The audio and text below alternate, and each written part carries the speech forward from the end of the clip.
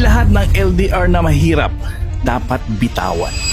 Minsan, mahirap siya kasi mahalaga.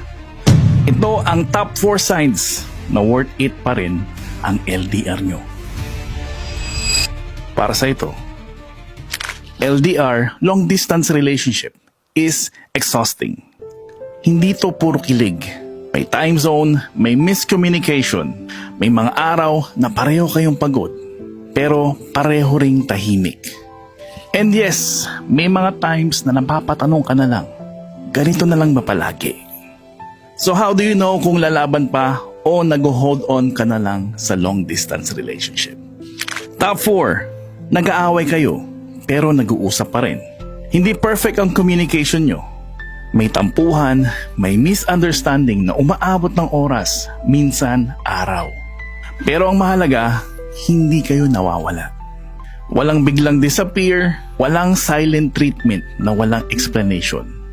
You still choose to talk kahit hindi pa kayo kalmado. And that effort, hindi yan maliit. That's commitment. Top 3. Namimiss nyo ang isa't isa nang walang sisihan.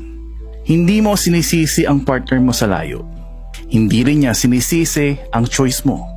Walang guilt trip na kung mahal mo talaga ako, uuwi ka na. Walang sumbat kahit mahirap ang araw. Just honesty. Miss kita, ang hirap ngayong araw na to. And you let each other feel that without making it heavier. Top 2. Pareho kayong may growth bilang tao. Hindi kayo nakapos habang magkalayo. May sariling growth, may sariling goals, may sariling buhay.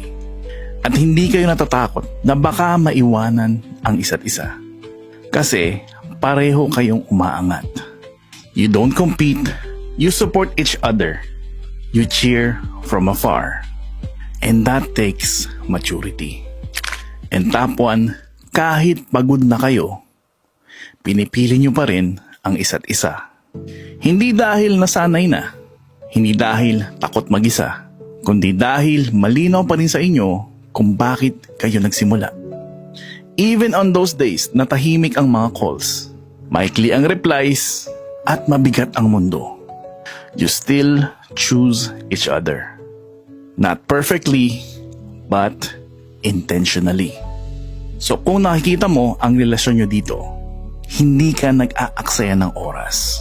May pinoprotektahan ka lang na mahalaga. Distance tests love.